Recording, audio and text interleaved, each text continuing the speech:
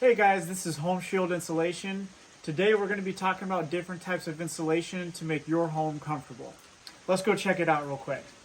So we just finished this house yesterday and we have done multiple different types of insulation throughout the house. So as right here you can see this is fiberglass insulation. And then we also used a open cell spray foam insulation on the roof decking right there. And another small source of insulation we used is a closed cell spray foam. And this is kind of what we use to air seal homes and make sure that you're not getting a drafty house, when there's a lot of wind outside, that it's not pushing its way in. So there are a lot of different types of insulation. As you can see on this project, we use about 3 different types of insulation in here, and they all have different benefits to them.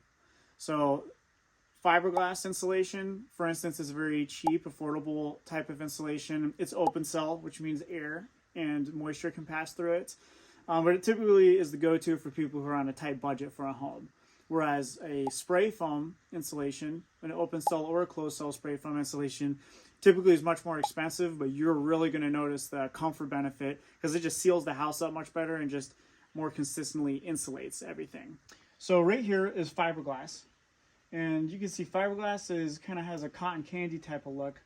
It does well at insulating. The R value is about 2.7 per inch on a lot of fiberglass, but you can get these pre-cut to where it'll tell you the R value. So this is R15 fiberglass insulation. This is what you need to pass code down in our area in North Carolina. And it's just super important that the fiberglass insulation has 6-sided contact with the surface it's supposed to insulate. A lot of times you'll see insulators like they'll have gaps around the outlets, or they won't have the insulation butt up all the way against the wood, and it won't insulate anything that it's not actually touching.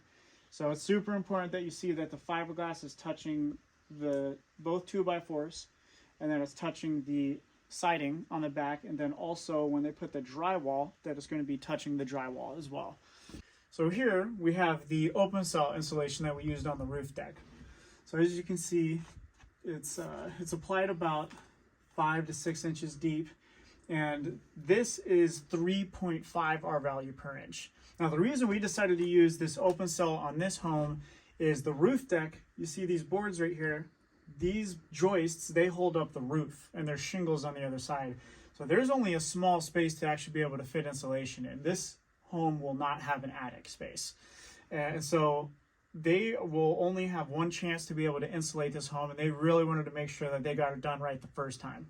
So we went ahead and just spray foamed and applied it across the whole roof deck, and you can see it's down the entire way, and that is going to really help to protect the home from locking in moisture, like with closed cell spray foam.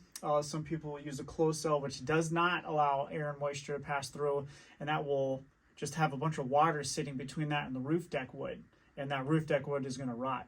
Very costly to replace, and insurance also will not cover that in a lot of cases. So, but we love open cell spray foam in this application, and if you're really looking to invest in a higher performing insulation for your home, this is definitely the way to go. This job went super smooth. It took us about 2 days to do, and they already passed inspection. They're super happy with the work that we've done. So y'all enjoy the rest of your day, and we'll talk to you soon on the next one.